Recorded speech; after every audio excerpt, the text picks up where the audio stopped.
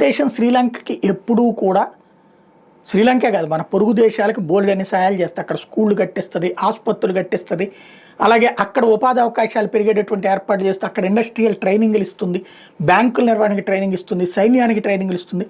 నిజంగా చెప్పాలంటే సామంత రాజ్యాలాగా నడుస్తున్నాయి మన పక్కన ఉన్నట్టు శ్రీలంక కావచ్చు, నేపాల్ కావచ్చు, భూటాన్ కావచ్చు, ఇట్లాంటివన్నీ కూడా.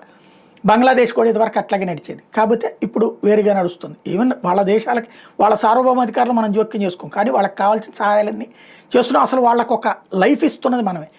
ఇప్పుడు శ్రీలంకకి సంబంధించి మనం ఇచ్చిన లైఫ్ మనకి ఇక్కడ 108 ఎట్లా ఉంటాయి అట్లా దేశవ్యాప్తంగా ఒక అంబులెన్స్ సర్వీసుల్ని ఆర్గనైజ్డ్ సిస్టమ్ కింద నడుపుకోమని చెప్పి శ్రీలంకకి ఇచ్చింది భారతదేశం.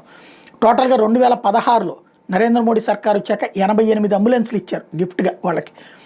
శ్రీలంక తన మొదటి నేషనల్ ఎమర్జెన్సీ అంబులెన్స్ సర్వీసెస్ అప్పుడు స్టార్ట్ చేసింది. ఇప్పుడు అవి 322 అంబులెన్స్లు అయినాయి.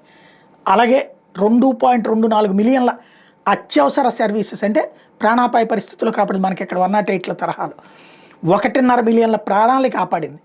ఈ చొరవ ఇండోలంక స్నేహానికి చిహ్నంగా ఉంటుంది. ఇది ఆపరేషన్ బ్రహ్మ కింద ఇప్పుడు మయన్మార్కి భారతదేశం ఇలాంటి సహాయం, అంటే మనం ఇప్పుడు అందించింది చూసాం కదా, ఆహారం కానీ ఇట్లాంటివి, అలాగే అంబులెన్సుల సాయం కూడా అందిస్తోంది.